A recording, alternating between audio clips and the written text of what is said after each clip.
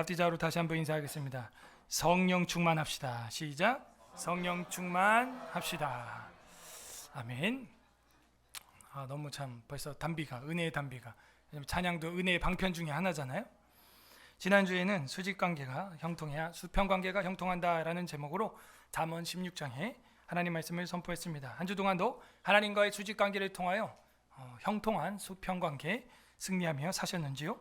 오늘은 성령의 소욕이라는 제목으로 잠언 17장의 특별 계시의 말씀을 선포하고자 합니다. 다 함께 따라하겠습니다. 성령의 소욕, 성령의 소욕. 우리는 어떤 갈망을 가지고 살아가고 있습니까? 이 소욕이라고 하는 것은 desire, 영어로는 우리 잘 알죠? 갈망, 열망, 헐떡이면서 정말 사모하는 것, 그것을 이 소욕이라고 하는 것이죠. 갈망이라고 하는 겁니다. 우리는 어떤 갈망으로 살아가고 있는가? 사람의 관심사가 무엇이냐에 따라서 온 세계는 다 그렇게 보입니다. 내가 안경집을 하는 사람이다, 안경원을 하고 있다, 안경사다. 그러면은 모든 사람의 안경만 눈에 막 보여요. 신발에 관심이 있고, 요즘에 뭐 SRFC, 뭐 축구화 뭐 한다. 그러면 온 축구 신발, 축구하는 사람들 신발만 눈에 막 자꾸 들어오고 계속 그럽니다. 뭐 차를 사려고 한다. 그럼 지나가는 차들 계속 눈에 밟히고 보이고, 또 어떤 사람이 쌍꺼풀 수술했다. 그러면은 쌍꺼풀 있는 사람 눈만 계속 보면서 저건 자연이냐, 진짜냐, 어디서 했을까 물어볼까 말까, 엄청 막 고민을 하게 되고, 눈썹 문신한 사람 보면 저거 눈썹 문신이다, 저건 그렸을까, 네? 전부 눈이 글로 가 있는 거예요. 그 부동산 하시는 분은 맨날 몇 동, 몇 호, 뭐 어디 이런 것만 관심이 있으니까 찬송가 부를 때도 어떻게 부른다고요? 다 같이 148동 부르시겠습니다. 이러고 넘어가는 거예요. 뭐에 관심이냐에 따라서 전부 그 단어가 나도 모르게 무의식 중에 이제 그렇게 나오는 겁니다. 저도 설교해야지 하는 강박이 있으니까 뭐 특성이고 뭐고 그냥 설교 딱 올라오는 겁니다. 그러니까 사람이 어디에 관심이 있냐에 따라서 세상에 보이는 것들이 자기 눈에 들어오는 거죠. 집에 관심이 있으면 집만, 땅만, 주식에 관심이 있으면 뭐 주식 오르는 거, 내리는 거. 우리는 무엇을 갈망하고 살아가고 있는가 생각을 해야 되는 것이죠. 여러분 눈에는 요즘에 뭐가 그렇게 많이 보이십니까? 공사하고 건축업에 있는 분들은 이거 마감재, 이거 뭐지? 이거 목모보드 같은데? 이거 독일산인가? 그 독일산이면 이거 한 장에 이거 얼마짜리인데? 와, 여기 돈 많이 들었네. 뭐 그런 생각만 할 거예요. 그죠? 어디에 관심이 있어요? 여러분 에어컨 아르바이트 하시는 분, 직원 또 그 사업하시는 분은 지금 적기인데 에어컨 지금 필터 갈아야 되는데, 우리 교회도 시설팀은 거기 관심이 있어요. 근데 아무도 지원을 안 해요. 그래서 오늘 주부에 광고를 내버렸어요. 그냥 전 교인이 다 에어컨 필터 간다 이렇게. 필터 안 가면 에어컨 쓰지 마세요, 그분은. 그래서 아무도 지원을 안 했기 때문에 오늘 우리 전체가 다 에어컨 필터 하고 갈아 끼고 하는 거, 우리 팀장의 지휘를 따라 함께 섬기시길 바랍니다. 예, 그러면 안 그러면 이제 에어컨에 대해서 뭐 하라 할 말 없는 거예요, 여러분. 예. 뭐에 관심이 있고 무엇을 갈망하느냐, 거기에 마음이 다 쏠려 있는 거예요. 거기에 문제는요, 마귀의 전략이 있습니다. 어떤 전략이 있냐면, 교회도 마찬가지입니다. 너 교회에서 이렇게 봉사해라, 너 교회에서 이렇게 후원 받아라, 너 교회에서 이렇게 미디어 선교해라 해가지고 거기에 집중하게 만들어. 사람들의 인기에 집중하게 만들고, 뭘 하지 말라고 하지 않습니다. 마귀가 해라. 그래서 무너뜨리는 거예요. 기독교계 소위 리더들이라고 하는 사람들이 무너지는 게 뭡니까? 뭘 안 해가지고 무너집니까? 아니죠. 해가지고. 해라, 가져라, 누려라, 늘어나라, 더 퍼져라. 그래갖고 망하게 만드는 거예요. 더 많은 사람들 만나라, 인기를 얻어라, 성공을 해라, 쟁취하라, 재정을 쌓으라. 무너지는 거예요. 마귀는 그런데 우리에게 desire, 갈망, 열망, 사모함, 소욕, 이런 걸 주는 것입니다. 오늘 성경 본문에는 성령의 소욕으로 살아가는 사람의 특징을 보여주고 있습니다. 그 삶은 과연 무엇일까요? 오늘 성경은 우리에게 그 비밀을 계시해 주고 있습니다. 부디 오늘 말씀을 통하여 성령 강림 감사주의를 맞은 서울의 설화교회 모든 성도들이 하나님의 소욕, 성경의 소욕으로 살아가기를 주님의 이름으로 소망합니다. 아멘. 그 갈망, 열정, 제가 올해 새로 만든 단어 비블리언, 그게 있어야 되는 거예요. 성경에 미쳐야 되는 겁니다. 말씀에 미쳐야 되는 거예요. 자, 17장 1절부터 7절까지 나눠야 됩니다. 사실 오늘 6절까지 읽었지만 사실 7절에서 잘라야 합니다. 7절. 자, 7절. 이게 지난 16장하고도 약간 커플이에요. 예, 같이 서론을 이루어 주고 있습니다. 1절에서 7절까지 자르고 지나친 말 이러면 되겠어요. 지나친 말. 1절. 마른 떡 한 조각만 있고도. 마른 떡이라. 참 맛없는 떡이죠. 딱딱한 떡이죠. 오늘 우리 먹을 겁니다, 여러분. 성찬떡. 정말 맛없죠. 진짜 맛있는 떡은 뭐예요? 바람떡이죠. 인절미 콩고물 쑥떡. 그죠? 그리고 또 뭐 그것도 맛있더라고요. 그 팥 막 묻혀 있는 거 뭐죠, 그거?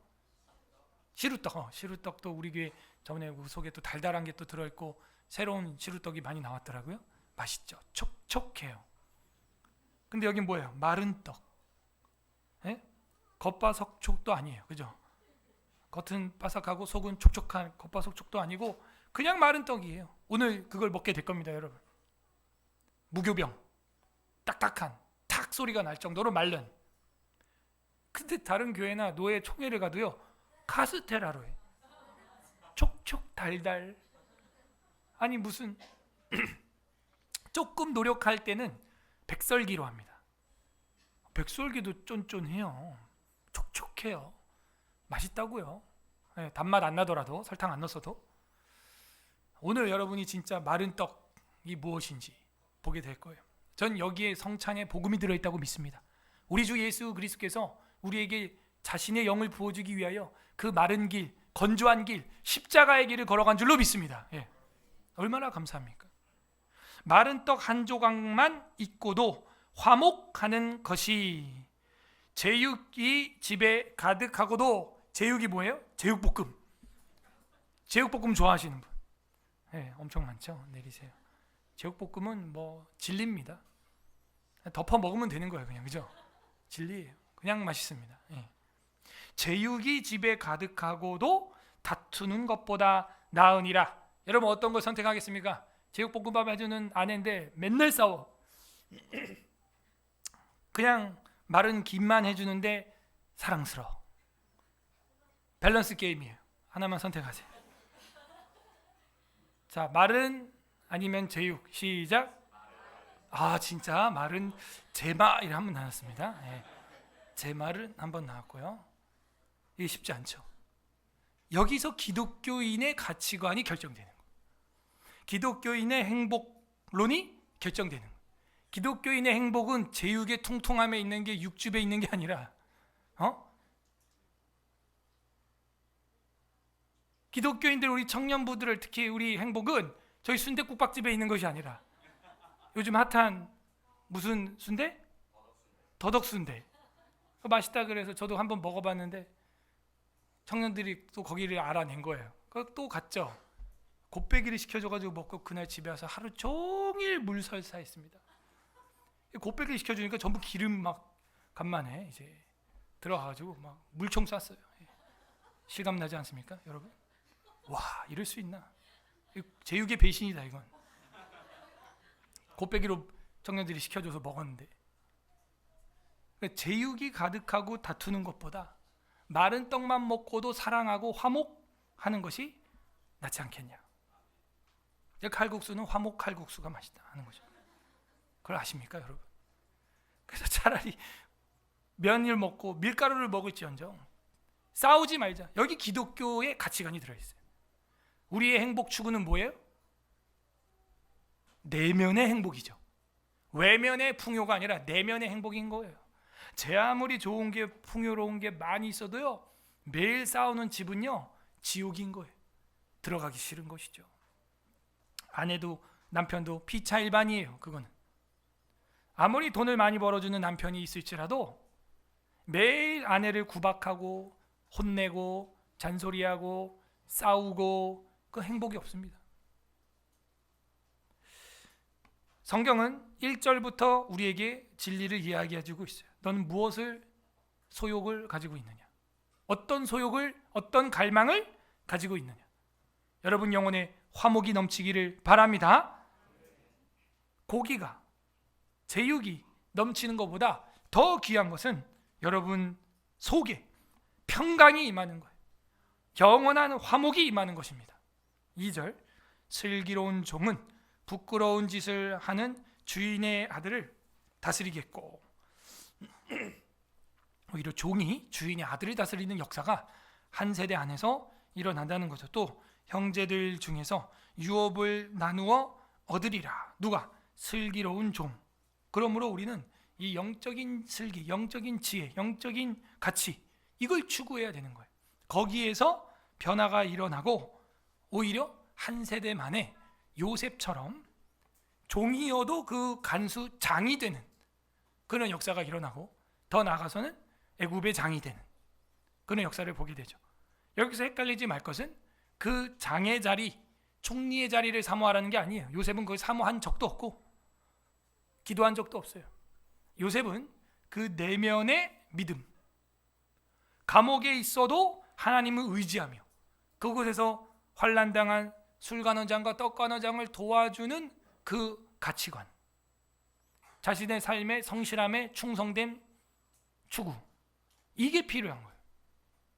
우리도요, 감옥이냐 아니면 이집트 왕궁이냐가 중요한 게 아니라 중심이 흔들리지 않기를 바랍니다.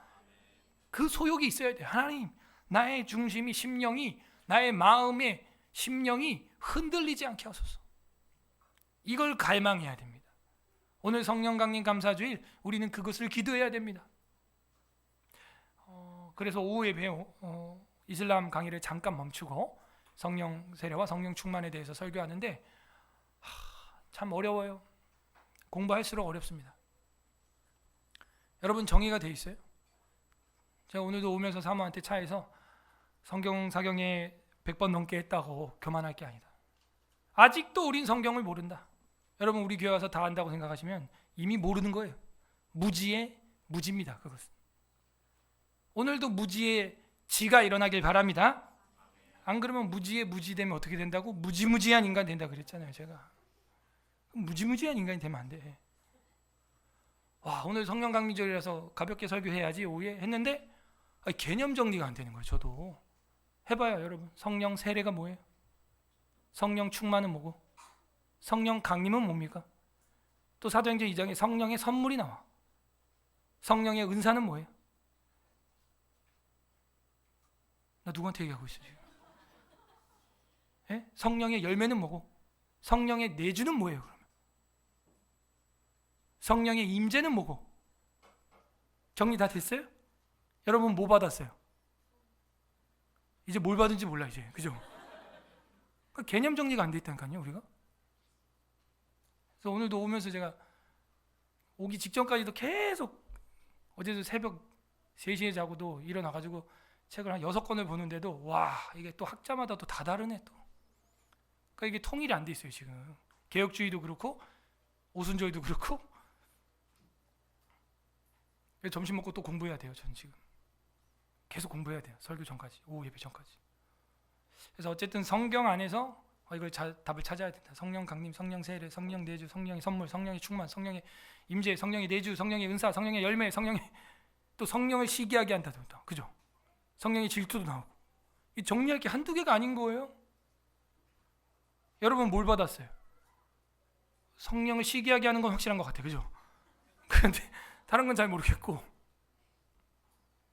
개념 정리가 필요해. 그 중심의 열망, 하나님, 정말 나에게도 이 슬기로운 종이 되어서 정말 그 하나님의 뜻을 행할 수 있는 흔들리지 않는 중심 심령, 성령의 인치심도 있어요. 성령의 인침. 지금 정리할 게 10개가 넘습니다. 지금 허락하여 주옵소서. 3절, 도가니는 이게 도가니탕이 아닙니다. 도가니는 그 불 떼는 곳을 말하는 거죠. 은을, 풀무는 금을, 풀무도 역시 이 불을 쏘시게, 불 쏘시게 만드는 곳이죠. 금을 연단하거니와 여호와는 뭐예요? 밑줄 빡, 마음. 지난주 뭐였어요? 32절 마음, 그죠? 인클루지오였죠. 16장 2절 심령, 루아우였어요. 결국에 여러분 마음은 루아우와 연결되어 있어요. 지금 여기 3절의 마음은 레부입니다. 레바브 레부인데 이것도 결국에는 루아흐로 이 하반절에 가면 딱 도치가 돼요. 그래서 여러분 마음은요 무엇이냐? 심령이에요. 여러분 루아흐, 여러분의 호흡, 바람, 숨 쉬고 있죠? 코에서도 계속 바람이 들락달락 하고 있죠? 그게 루아흐라는 거예요. 여러분 코가 지금 계속 바람을 내밀고 들이마시고 하고 있습니다. 그래서 그게 루아흐예요. 근데 그게 그 마음과 연결되어 있는 겁니다. 똑같은 거예요. 마음이나 심령이나 같은 겁니다. 그래서 오늘 이 성령의 소욕, 성령의 마음, 성령님을 사모하는 그 심령. 근데 하나님은 뭘 연단한다는 거예요? 여호와는 그 마음을 풀무불처럼 대장간의 뜨거운 용광로처럼 여러분의 뭘 연단해요? 육체를? 아니, 마음을. 그러면 결국 어떻게 되는 거예요? 여러분 마음은 강철이 되는 거예요. 할렐루야? 예. 그러므로 우리에게 하나님이 강철로 만들어주는 건 뭐냐? 에베소서 6장에 보게 되면은 하나님의 full armor라고 하는 전신갑주가 나오죠. 거기에서 유일한 공격 무기가 이제 성령의 검, 하나님의 말씀입니다. 칼은요, 치고 갈고 치고 또 물 넣었다 불 넣었다 또 치고 물에 넣었다 불에 넣었다 계속 그렇게 연단을 하면 날카로운 날섬검이 되어서 일섬의 볏짚단을 자를 수 있는 거죠. 결국 여러분의 마음, 저의 마음, 우리의 마음을 하나님께서는 그 말씀의 검으로 예리하게 만들어 주신다는 것인데 그게 그냥 봄바람에 되는 게 아니에요.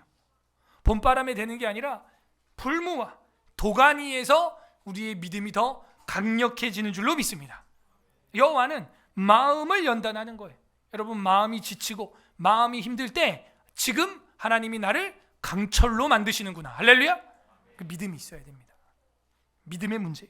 4절 악을 행하는 자는 사악한 입술. 그죠? 지나친 말입니다.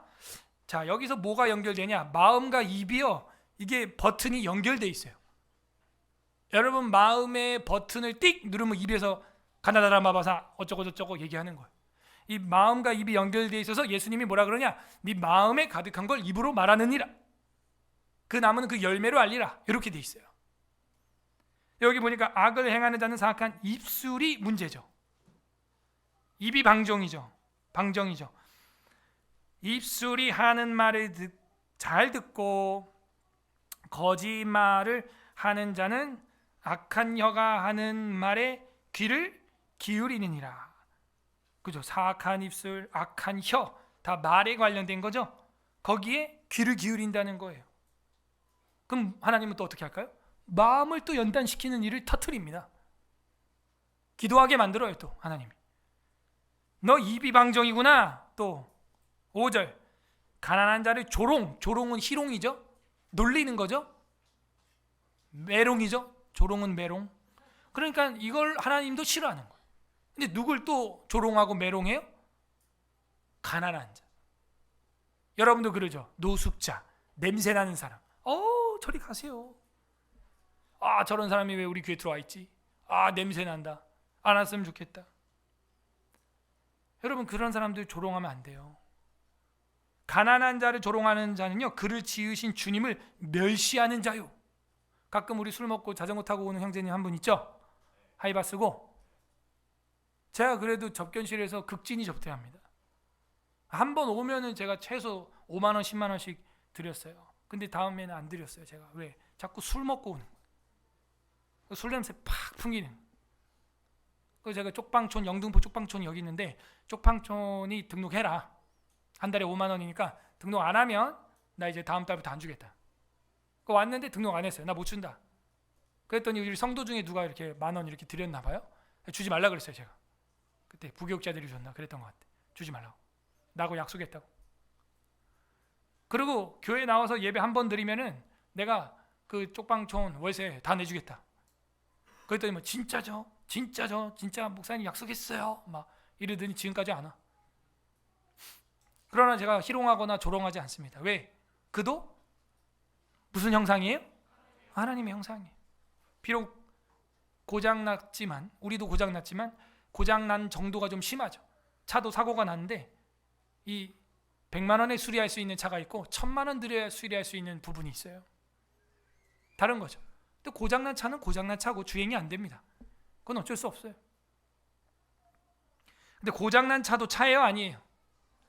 그죠? 고장난 하나님의 형상도 하나님의 형상이에요, 아니에요? 그럼 하나님 형상이죠. 고장난 노트북도 노트북입니다. 당근 할 수 있어요. 다만 고장났다고 할 수 있죠. 루터교는 그렇게 안 봐요. 고장난 차는 차로 안 봅니다. 그게 우리 장로교하고 차이예요. 우리 존 칼빈의 그 기독교 강요 조직 신학은 고장난 차도 차로 봅니다. 우리는. 그래서 저와 여러분이 여기 와 앉아 있는 거예요. 옆 사람 얼굴 한번 보세요. 시작. 고장났죠. 예, 그렇게 보는 거예요. 고장난 정도와 위치가 좀 다를 뿐입니다. 각각의 취약점이 있죠. 어떤 사람은 핸들이 없고 어떤 사람은 타이어가 없어요. 그러니까 다 안 되는 거야. 어차피 다 안 돼요. 어떤 사람은 뭐가 없어? 엔진이 없어. 겉보기에는 롤스로이인데, 그죠? 살 거예요? 엔진이 없다니까.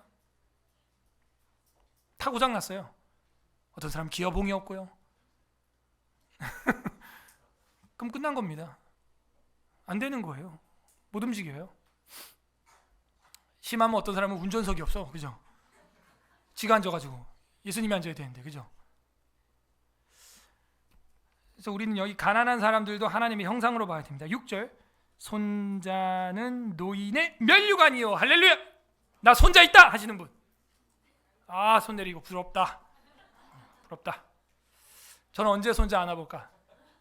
항상 그날을 기대하고 있습니다. 할렐루야. 20살에서 25 안에 다 끝장낸다. 보세요. 제가 그렇게 하나 안 하나? 여러분은 목사님이 항상 무리수야. 무리됐어. 그런데 옛날에 제가 총각대 성경 사경회 할 때도 그랬어요. 사람들이.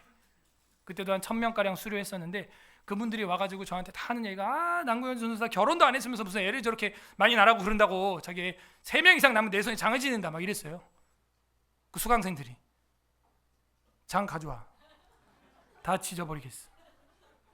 그걸 뭐라 그래? 지저스. 여러분, 남아 이런 중천금이래요. 불신자도.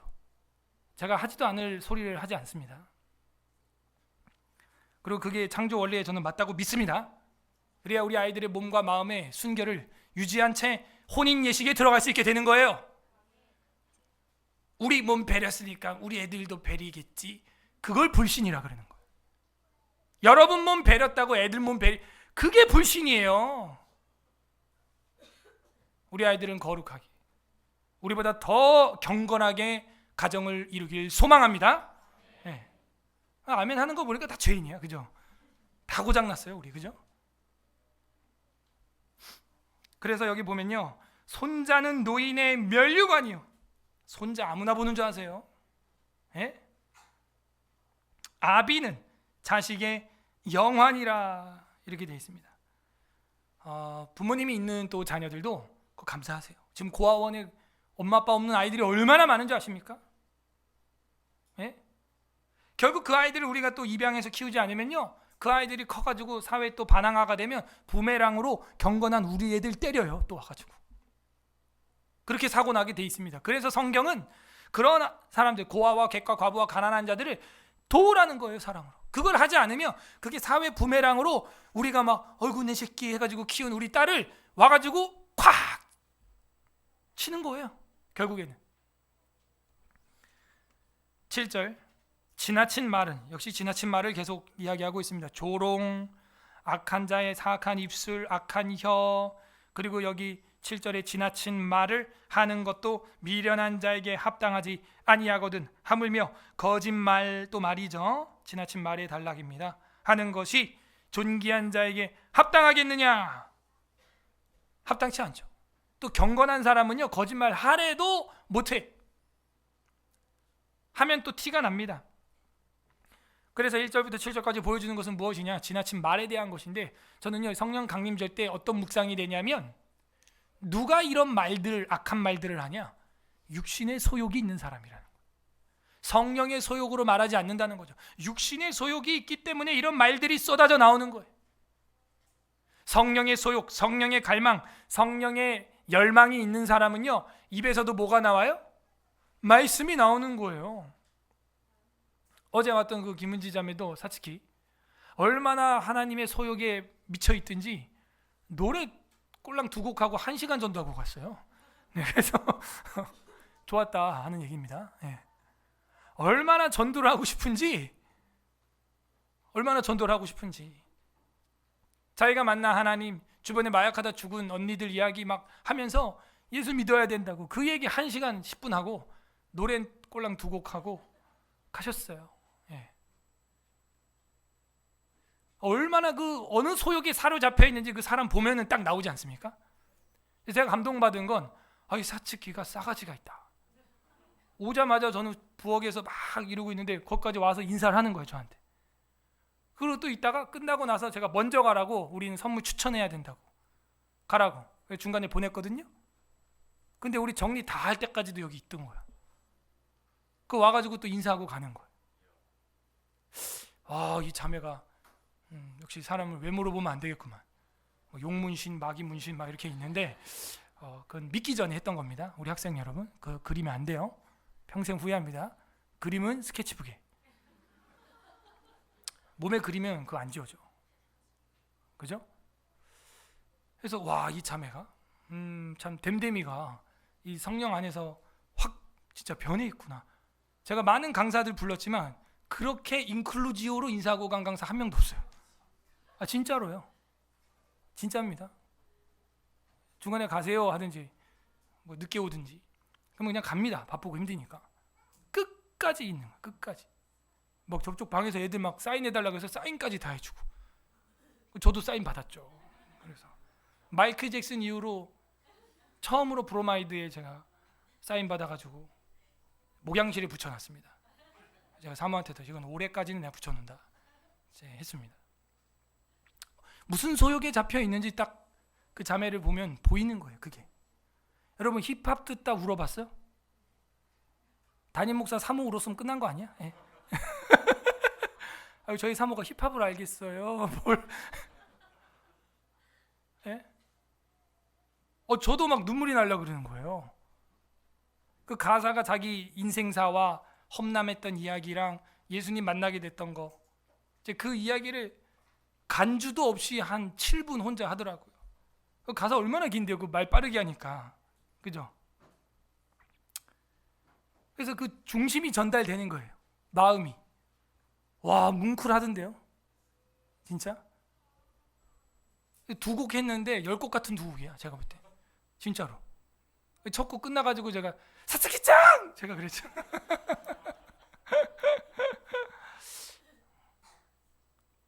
주님께 완전 사로잡혀 있구나. 쉬운 말로 예수님께 미쳤구나. 그런 생각을 하게 되었습니다. 그러므로 우리는요, 이런 약한 자들, 가난한 자들, 이런 자들에 대하여 말을 함부로 하는 것은, 또 태도를 함부로 하는 것은 그를 창조하신 여호와 하나님을 멸시하는 행동이라는 것을 명심해야 됩니다. 그래서 하나님의 형상인 사람을 대할 때 어떻게 대하느냐를 보면 그 사람의 영혼의 상태가 보여요. 그냥 보여. 어떤 사람은 말씀 듣고 와서 꼭 그래요. 목사님 은혜 받았습니다. 감사합니다. 어떤 사람은 내가 인사를 해도 인사를 안 해. 나한테. 거기 영혼의 상태가 보여요. 저는 그냥 인사만 해도 딱 보여. 그게 그냥 지금 뭐가 마음이 틀어졌구나. 뭐가 기분이 굉장히 안 좋구나. 여러분도 느끼지 않습니까? 서로 그런 거를. 그래서 서로 우리가 지나친 말을 하는 것은 합당하지 않다 하는 것 보았고요. 이 모든 안 좋은 말의 열매들은 육신의 소욕에서 오는 것입니다. 성령의 소욕에서 오는 게 아니에요. 자, 8절부터 18절까지는 그러므로 대안을 제시해 줍니다. 사랑과 지혜. 그럼 어떻게 하라는 거냐? 사랑과 지혜. 8절. 뇌물은 돈과 연관돼 있죠? 결국에는 우리의 욕심과 탐욕이 이런 말들을 만들어낸다는 것을 문맥에서 우리는 해석할 수가 있어요. 이전 장에서도 돈과 이 순종의 관계, 재물의 부와 믿음의 관계를 엮어놓은 걸 우리가 볼 수 있었죠. 재물에 관심을 가지라는 게 절대 아닙니다. 이거는 믿음에 관심을 가지라는 거예요. 그러면 솔로몬이 받았던 것처럼, 이 잠언의 저자처럼 하나님이 너가 원치도 않은 거지만 내가 주겠다 하고 주는 거지, 내가 원한다고 그걸 주시는 게 아니에요. 뇌물은 그 임자가 보기에 보석 같은즉 그가 어디로 향하든지 형통하게 하느니라. 이 번역이 굉장히 잘못됐습니다. 이거 지금 뇌물이 여러분을 형통하게 한다는 뉘앙스로 들린다면 완전 잘못 이해한 거예요. 뇌물은 그 임자가 보기에 보석 같다라고 하는 것은요, 이게 어떤 능력을 나타내는 거예요. 뇌물은 보석 같다는 거죠. 보석을 주면은 모든 걸 살 수 있잖아요. 그러니까 이 뇌물이 있으면 모든 걸 살 수 있을 거라고 생각을 한다는 거죠, 사람은.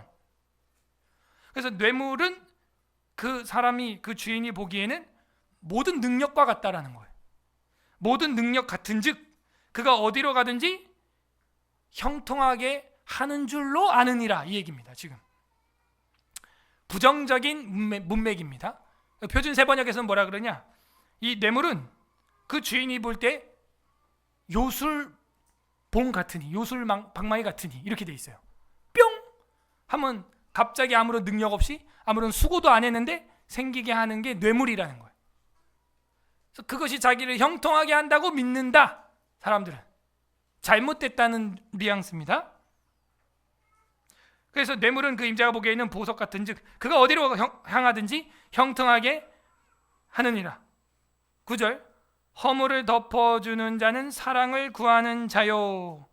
자, 무엇이 그럼 사랑이냐? 허물을 말하지 말라는 거예요. 허물을 덮어주라는 것이죠. 자, 여기서 우리는 이제 괴리에 빠집니다. 개혁된 교회는 날마다 개혁하기 위하여 잘못된 것을 문제 제기를 개진을 해야 교회가 아름답게 바뀔 텐데, 그러면 잘못된 걸 보고도 말하지 말라는 거냐? 그건 아니에요. 우리 공동의 문제, 국가의 문제, 교회의 문제, 총회의 문제, 그런 것들을 개진해서 개혁해야 될 부분은요, 당연히 개혁을 해야죠. 이 공공성을 가지고 이야기를 해야 됩니다. 그러나 한 개인의 어떤 프라이버시, 어떤 개인의 사적인 그 사생활, 이런 것들을 들추지 말라는 거죠. 허물, 그런 허물을 덮어주는 것은 사랑을 구하는 것이다. 덮어주시길 바랍니다, 여러분. 덮어줘야 돼요. 우리 교회도 그게 필요해요. 남의 허물을 자꾸 들추고, 물론 목사에게 와서 상처받은 이야기를 기도 제목으로, 신방으로 이야기는 할 수 있다고 전 생각을 해요. 당연하죠. 판사에게 와서 자기가 범죄한 걸 다 얘기하고, 검사에게 가서 자기의 죄를 솔직히 고백하고, 의사한테 가서 자기 몸에 부끄러운 환부를 드러내는 건 뭐 고치기 위해서 해야 되는 과정이라고 생각을 합니다. 목사에게 와서 자기 신앙 상태의 처참함을 이야기할 수 있다고 전 생각해요. 그러나 여러분 안에서는요, 그것을 허물을 들추면 안 돼요. 그게 자칫 걱정하는 소리로 한다고 했더라도 돌고 돌아서 그 사람이 내 얘기를 누설했어 라고 오해가 돼서 다툴 수 있기 때문입니다. 허물을 덮어주는 자는 사랑을 구하는 자요, 그것을 거듭 말하는 자는 친한 친구를 이간질하는 것이니라. 이간질하고 분리하는 것은 마귀가 하는 일입니다. 10절, 한마디 말로 총명한 자에게 충고하는 것이 매 100대로 미련한 자를 때리는 것보다 더욱 깊이 박히느니라 하면서 어떻게 하라는 거예요? 총명한 자를 찾아가라. 10부장, 50부장, 100부장, 1000부장 찾아가라. 그래서 그들에게 지도를 받아라. 그 분야는 전문가니까 총명한 자에게 그냥 한마디 들어라. 그게 100번 너가 넘어지고 너네끼리 치고받고 싸우는 것보다 낫다. 11절, 악한 자는 반역만 힘쓰나니 그러므로 그에게 잔인한 사자가 보냄을 받으리라. 반역하는 악한 자에게는요, 이 잔인한 종들이 계속 와서 징계를 받을 거라는 거예요. 12절, 차라리 새끼 빼앗긴 암곰을 만날지언정 미련한 일을 행하는 미련한 자를 만나지 말 것이니라. 구약 성경에서 곰에게 찢겨 죽인 사람들이 누가 있습니까?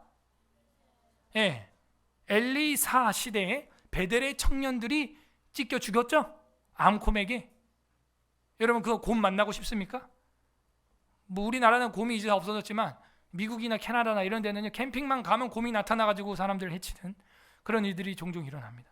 그런데 이 곰을 차라리 만날지인데 그냥 곰도 아니에요. 새끼 빼앗긴 암곰이면요, 이거 더 무서운 겁니다. 개고양이도 임신하면요 싸나워지잖아요. 그죠? 새끼 빼앗긴 암곰을 만날지언정 미련한 사람을 만나지 말라는 거예요. 그럼 미련한 말 하는 사람 만나면은 그 새끼 빼앗긴 암곰 만난 것보다 더 큰 재앙이 너에게 될 것이다. 누구를 만날 것이냐? 잠언 1장에서 우리 서론 공부했습니다. 너 어디에 있느냐? 그게 지혜의 첫 단추라 그랬어요. 여러분 몸을 어디다 둘 것이냐? 13절 누구든지 악으로 선을 갚으면, 반대로 번역하면 더 쉬울 텐데요. 누구든지 선을 악으로 갚으면, 이 얘기입니다. 악으로 선을 갚으면 악이 그 집에서 떠나지 아니하리라. 우리가 앞에서 공부했죠. 보은은 못할 만정 배은을 해서는 안 된다. 근데 목사가 제일 많이 겪는 게 배은이에요. 뒤통수 맞는 겁니다. 뒤통수. 여러분도 이제 직원을 거느리거나 또 누군가를 협업을 하거나 사업을 하거나 할 때 뒤통수 맞는 일이 종종 있을 거예요. 저희 아버지도 많이 맞았죠. 어떤 친구분은 돈을 사업을 하자 그래서 빌려줬더니 미국으로 도망갔고, 마지막 헤어진 친구분도 결국에는 보증 문제였습니다. 보증 서 가지고 했는데 헤어진 거예요. 제일 친한 친구였는데. 그래서 우리는 그 배은을 하면 안 됩니다. 보은을 해야 됩니다. 배은망덕 하면 안 됩니다. 보은덕망 하시기를 바랍니다. 14절 다투는 시작은 뚝에서 물이 새는 것 같은 같은즉 싸움이 일어나기 전에 그 시비를 그쳐라. 뚝에서 물이 쫄쫄쫄 셀 때 그쳐야지, 가만두면 그게 볼펜만한 물이 주먹만해지고, 주먹만한 물이 이제 드럼통만해지고, 댐은 꽝 터지는 거예요. 댐이요, 뚝이요 있을 때는요, 그 물이 수자원이 돼서 이 메마른 땅에 농경사회에서는요 농수가 됩니다. 그런데 이게 빡 무너지면요 재앙이 되는 거예요. 이중성을 가지고 있죠. 뚝이 재산이냐 재앙이냐. 여러분이도 마찬가지. 하나님이 우리에게 준 건강, 재물, 재력, 체력, 권력, 온갖 능력, 매력, 이게 뭐예요? 재산이 돼야죠. 재난이 되면 안 되는 거예요. 재앙이 되면 안 되는 거예요. 그건 어디서 와요? 청지기 의식으로 내가 사느냐 안 사느냐, 거기서 결판 나는 거예요. 그래서 다투는 시작은 그 뚝에서 물 새는 것처럼 되니까 시비를 그치시길 바라고, 다툼이 있을 때는 목회자에게 시급히 오셔서 초기에 다툼을 끝내시길 바래요. 부부간에도 마찬가지입니다. 누가 이혼 안 하냐? 담임 목사한테 부부 상담, 가족 상담 받는 가정은 이혼 안 해요. 끝까지 삽니다. 근데 자기들끼리 나름대로 해보겠다고 하다가는 끝나는 거예요. 15절 악인을 의롭다 하고 의인을 악하다 하는 이 두 사람은 다 여호와의 미움을 받느니라. 이사야서 뭐라 그래요? 흰 걸 희다, 검은 걸 검다 하지 아니하고 흰 걸 검다, 검은 걸 희다 하는 자들에게는 화가 있다는 것이죠. 16절 미련한 자는 무지하거늘 손에 값을 가지고 지혜를 사려 함은 어찌민고. 이 미련하고 무지한 자가요 돈으로 지혜를 살려고 하는 거죠. 마술사가 그렇게 하다가 하나님의 저주를 받는 걸 사도행전에서 우린 보고 있습니다. 봤습니다. 그래서 은혜는요 그 돈으로 사는 게 아닙니다. 17절 친구는 사랑이 끊어지지 아니하고 형제는 위급한 때를 위하여 낳느니라. 맞죠? 가족 형제들은 위급한 때 뭐 급하게 도와주는 경우가 많고요. 친구는요 뭐 죽을 때까지 친구입니다. 그냥 계속 사랑할 수 있어요. 자, 여기도 사랑이 나왔고, 아까 9절에 허물을 덮어주는 자는 사랑을 구하는 자 그랬죠? 이 사랑이 아하부 하는 거예요. 그래서 여기 밑에 이제 친구는 사랑이 끊어지지 않는다고 할 때는 동사로 아하부 쓰였고, 위에 사랑을 구하는 자는 아하바, 명사로 쓸 때는 아하바, 동사로 쓸 때는 아하부, 이제 이렇게 되는 거예요. 결국에는 지나친 말을 자제하려면 어떻게 해야 되느냐? 덮어주고 사랑하는 거예요. 그냥 우리가 전도할 수 있는 비법은 그거밖에 없는 거예요. 제가 어제 감동받은 게 우리 준호 형제가 2명을 전도해 왔는데, 그 2명이 왜 왔냐고 제가 물어보니까는 우리 준호 형제가 회사 생활하는 모습 보고 감동을 받았다는 거예요. 그럴 수 있어요? 이야, 근데 난 교회에서 감동을 못 느끼지 왜? 그래서 정말 그러냐 그랬더니 어떻게 근무하냐? 매일 같이 했다는 거야. 야, 매일 같이 근무하는데 감동받기 쉽지 않은데.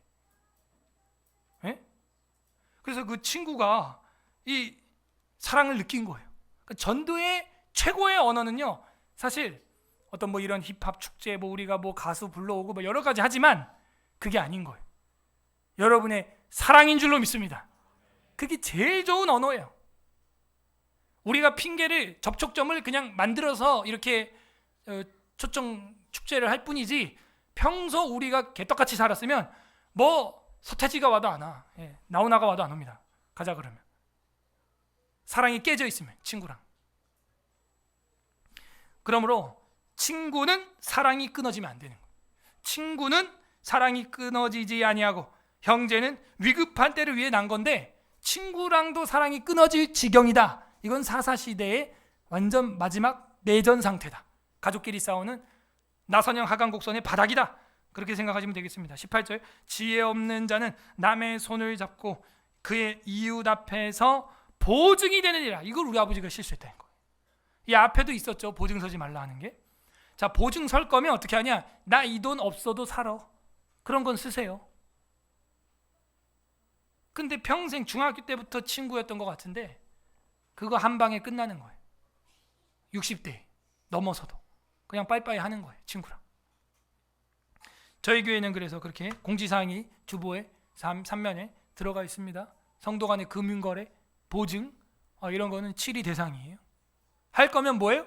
주는 거예요. 그냥 주는 겁니다. 받을 생각하시면 안 돼요. 그럼 주세요. 오케이. 그건 거래가 아니죠. 그냥 주는 거죠.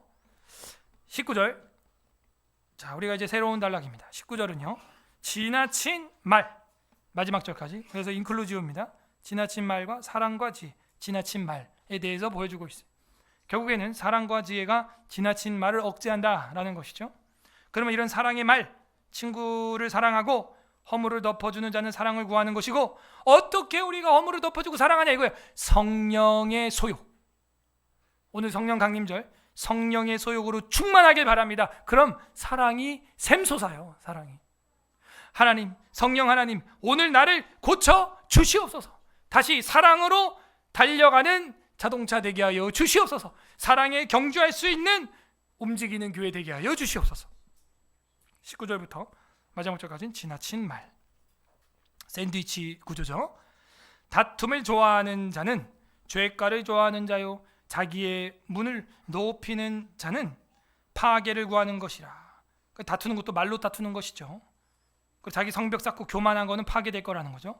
20절 마음이 굽은 자는 복을 얻지 못하고. 자, 뭐가 문제 있어서 말이 문제 있던 거예요? 마음, 레브.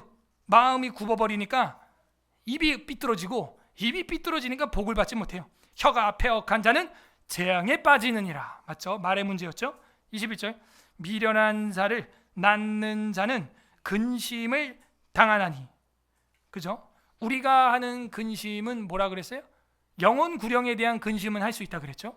그런데 여기는 뭐냐면 미련한 자식은요 그 근심 덩어리라는 거예요. 미련한 자의 아비는요 낙이 없다는 거예요. 자, 생육하고 번성하라 그랬는데 교회도 없이 믿음도 없이 말씀과 성례와 권징도 없이 애만 많이 나면요 그 애들이 뭐가 되는 거예요? 근심 덩어리 세트가 되는 거예요. 그럼 그게 무슨 의미가 있죠? 사회 부적응자, 사회 범죄자가 되는 거예요.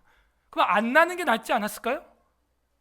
목사님 말이 심한데요. 아니, 예수님이 이 가룟 유다한테 한 얘기예요. 차라리 나지 아니었더라면 나았을 뻔했다. 나야죠. 근데 왜, 뭘, 어떻게 낳는 거예요? 우리는 경건하게 성경대로 자녀를 키우시기를 바랍니다. 그렇게 안 하면요 여러분 근심 덩어리만 생육하고 번성하는 거예요. 미련한 자를 낳는 자는 근심을 당합니다. 그리고 미련한 자의 아비는요 낙이 없어요. 22절 마음의 즐거움은 또 마음의 문제죠. 양약이라도 심령, 이게 루아흐예요. 여기서는 히브리어 루아흐가 쓰입니다.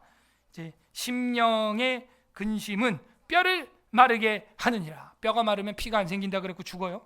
23절 악인은 사람의 품에서 뇌물을 받고, 아까 앞에서 뇌물을 요술봉처럼 여기는 사람 있다 그랬어요. 재판을 굽게 하느니라. 이 재판 굳게 하는 자를 하나님이 제일 싫어합니다. 뇌물 받고 재판 굳게 했다가 사무엘 두 아들들 때문에 이스라엘 전체가 왕을 구하는 망조의 길에 들어서게 되었습니다.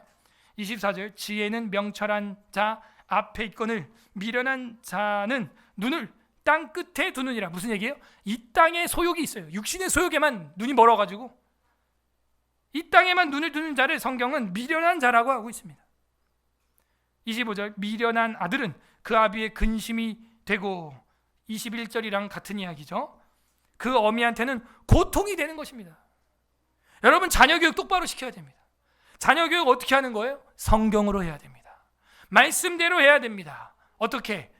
건조하게. 마른 떡 한 조각처럼. 그래야 거기 불이 붙어요. 젖어 있는 장작은 불이 안 붙습니다. 여호와의 말씀은 이러하다. 내 딸아 아들아, 말씀 그대로 가르쳐야 됩니다. 그리고 기도의 불을, 찬양의 향기를 올려드리길 바랍니다. 그러지 않으면 아비의 어미의 근심과 고통이 됩니다. 26절, 의인을 벌하는 것과 귀인을 정직하다고 때리는 것은 선하지 못하다. 그죠? 왜 착한 사람, 정직한 사람 때리냐? 그건 안 된다 하는 것이죠. 27절, 말을 아끼는 자는 지식이 있고, 결론에 왔어요. 결국 뭐 하라는 거예요? 말을 아껴라. 말을 아껴라. 돈을 아끼지 말고 말을 아껴 좀. 그리고 성품이 냉철한 자는 명철하니라. 성품이라는 단어는요, 루아흐예요. 이게 위엔 심령이라고 번역해놓고 여기는 성품이라고 하니까 심령과 성령이 연결이 안 되는 거죠. 성품이. 성품은 이건 루아흐 이렇게 되어 있습니다. 그래서 그 성품, 심령이 냉철한 자는 냉정한 자는 뜻이에요. 이성적인 사람이라는 것이죠. 그러므로 우리 장로교단의 특징이 이거 중에 하나입니다.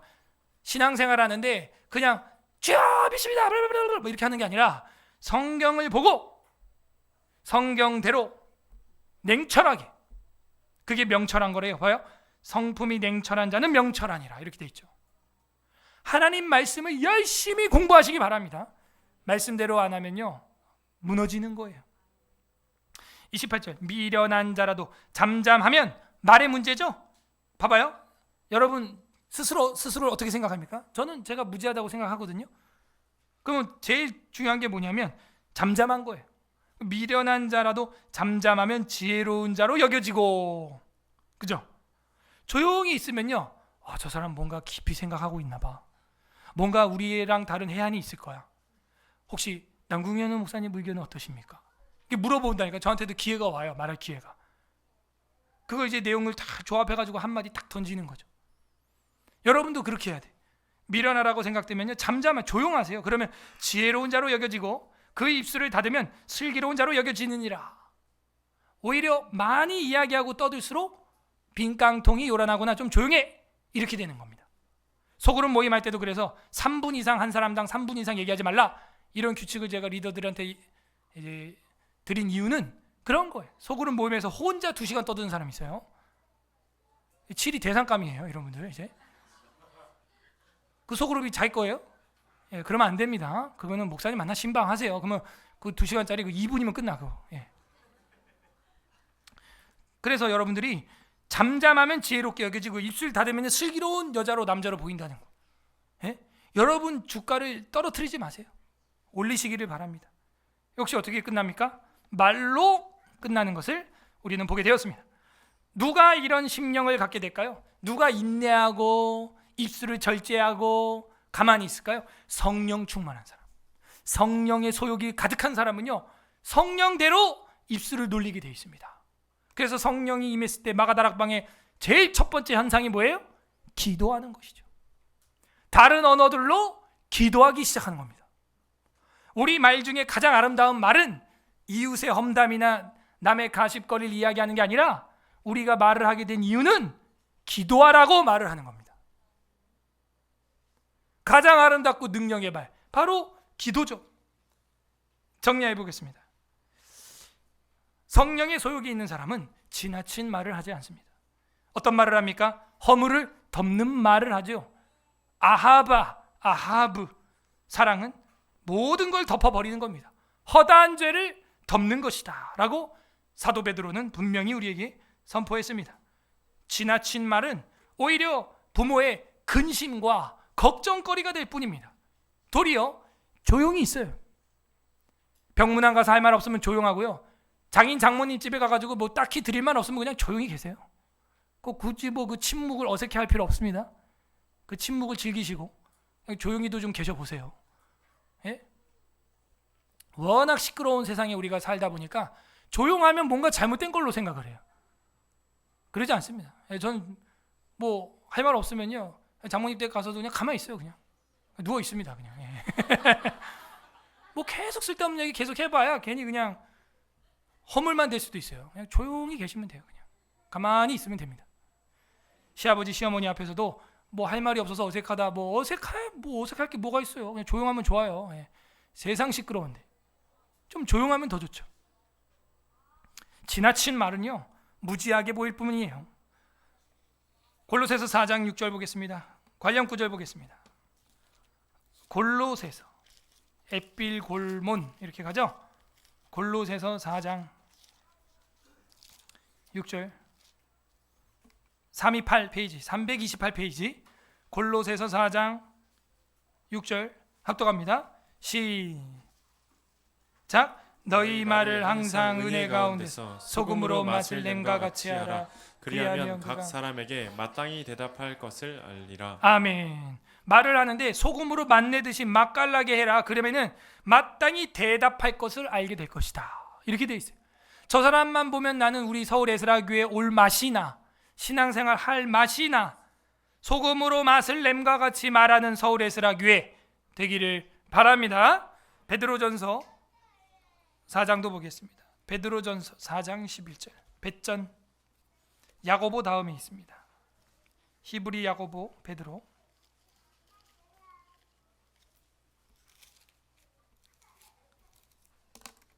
베드로전서 4장 11절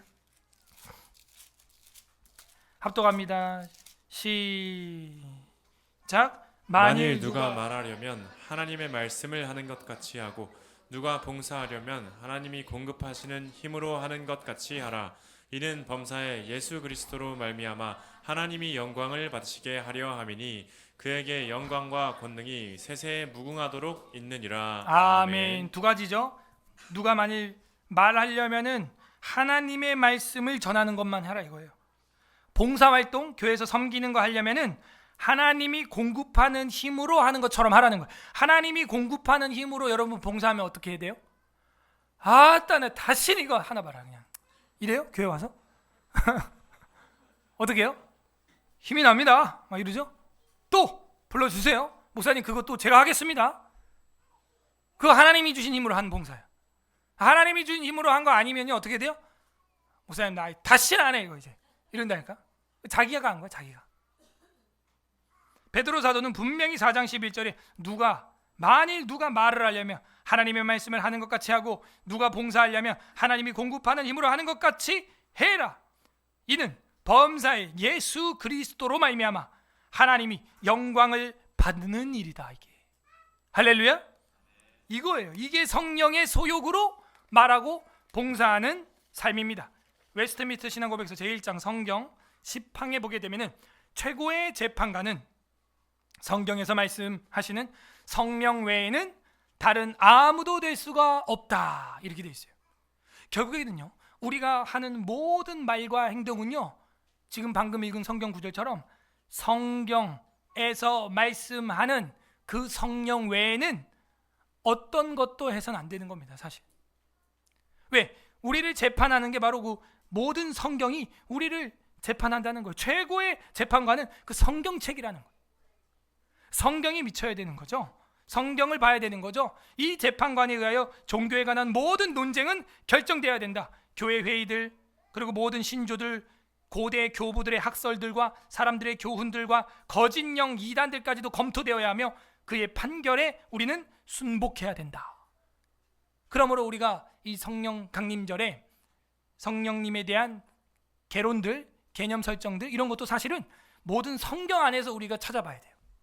어떤 학자들의 이야기도 참고하겠지만 성경을 어쨌든 성경으로서 해석해내는 그 해석이 관건이에요. 그게 안 되면 힘들어요. 저와 여러분의 삶도 결국에는요 어떻게 판단되느냐, 내가 육체의 소욕인지 성령의 소욕인지 어떻게 재판돼요? 성경대로 내가 하고 있느냐, 그럼 성령의 소욕이에요. 성경대로 하고 있지 않다, 그러면은 그건 육체의 소욕인 거예요. 오늘 하나님 아버지의 마음은 무엇입니까? 성령을 부어주겠다는 거예요. 잘 보세요. 하나만 제가 미리 말씀드릴게요. 성령의 강림은 이루어질 거예요? 이루어졌어요? 네, 끝났습니다. 성령님이 오셨어요. 그러면 이 땅에서 혹은 사도행전에서 보이는 에베소 교회에서 또 이방 땅에서 이탈리아에서 성령이 임하는 장면은 뭐냐 이거예요. 우리도 위로부터 부음을 받아야 되는 거 아닌가? 이런 생각을 또 하게 돼요. 저도 지금 계속 공부하고 있어요. 그래서 그 성령 세례를 위로부터 임하는 걸로 보는 건 줄 알았어요. 왜? 로이드 존스 목사님이 그렇게 책을 썼으니까. 근데 찰스 피니는 또 그게 아니고, 또 최근에 제가 또 연구를 해보니까 또 다 달라요, 학자들이 의견이. 그래서 저도 머리가 지금 현재 복잡한 상태입니다, 솔직히 말하면. 근데 그게 아니라는 거예요. 그 서천원 박사님이라고 우리나라에서 최초로 독일에서 신학 박사를 이제 취득한 분인데, 칼바르트 비판으로 저희 교단 이제 교수님이신데, 그분의 성령론을 보게 되면은 그 에베소 교회나 이탈리아나 뭐 이런 고넬료한테 막 이렇게 임했던 거는 오순절 마가다락방에서 임했던 것처럼 수직적인 오순절이 또 2의 오순절, 3의 오순절이 일어난 게 아니라 성령 강림은 오순절에 일어났고 오셨어요. 왔고 그의 확산이다. 수직으로 오셨고 한 번 오셨고 끝났고, 예수님 한 번 오신 것처럼 끝난 것처럼 성령님은 한 번 온 거다. 끝이다. 오순절은 단일성이라는 거죠. 그러면 그 단일성이 아니라 반복처럼 보이는 그런 현상들은 뭐였냐? 확산이었다는 거예요. 성령의 전도와 확산이 그렇게 보인 거다. 또 뭐 우리한테 성령을 위로부터 마가 다락방처럼 부어달라는 우리 장로교 개혁주의 신학에 안 맞는다라는 이야기가 그래서 나온 거죠. 자, 이 말을 오해해서 우리는 성령으로 충만해지는 거를 신경 쓸 필요 없다, 그 얘기가 아닙니다. 또 어쨌든 그건 오후에 더 좀 심도 있게 이야기하도록 하고, 하나님은 무슨 마음을 갖고 있냐? 그 성령을 이미 우리에게 부어 주셨어요. 그 성령의 전가가 확산이 우리에게 일어나기를 바랍니다. 각자 적용해 보세요. 나는 지나친 말을 하고 있지 않는가? 나는 사랑의 말로 허물을 덮어주고 있는가? 적용해 보시길 바랍니다. 우리 주 예수 그리스도께서는 자신의 영을 또 다른 보혜사로, 성령으로 우리에게 부어 주셨습니다. 요한복음 보겠습니다. 신약성경 요한복음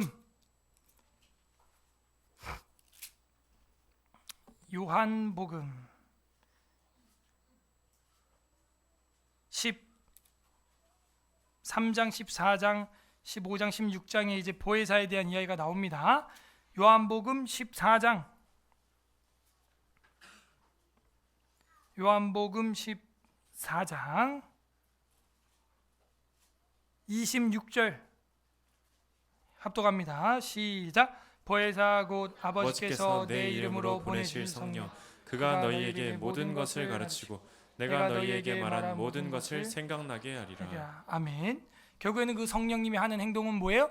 성경을 생각나게 하는 거예요. 그럼 우리는 성령의 소욕으로 살아가게 되고, 성령의 갈망으로 살아가게 되고, 성령의 열매를 맺으면서 살게 되는 겁니다. 그래서 예수님은 이 땅에 오셔서 십자가에서 죽으셨고 어떻게 했어요? 올라가셨어요. 왜? 승천하지 않으면 성령이 오지 않는데요. 그래서 예수님이 이 땅에 육체로 있는 게 좋은 게 아니에요. 예수님이 이 땅에 육체로 계시면 12제자와 그 팔레스타인 지역에만 볼 수 있게 계시는 거고, 예수님이 가지고 성령을 만민에게 부어줘 버리면 어떻게 돼요? 우리 모두가 다 성령님과 동행하는 줄로 믿습니다. 이게 기쁜 소식이에요. 그래서 찬송 부르는 거죠. 이 기쁜 소식을 온 세상 전하세 성령이 오셨네. 그래서 오늘 우리는 그분을 기념하며 그분의 마른 떡과 보혈을 기념하는 성찬에 나와 있습니다. 기념설이죠. 하지만 그걸 믿음으로 주님을 의지할 때 우리 안에 성령의 역사가 일어나기를 주님의 이름으로 간절히 소망합니다. 우리 성경 잠언 17장 다 같이 읽어보겠습니다. 우리 같이 기도하길 원합니다. 하나님 아버지 감사합니다. 우리는 망가진 차입니다. 고장난 차입니다. 하지만 성령님으로 말미암아 달릴 수 있게 된 점 감사합니다. 주님께 감사 기도하시고, 우리에게 오순절 마가다락방 사건을 통하여서 성령이 이 땅에 이미 오셨고 이 기쁜 소식을 우리에게 전해주신 하나님, 고아와 같이 우리를 버려두시지 않으신 하나님 감사합니다. 감사 기도하시길 바랍니다. 두 번째, 회개합시다.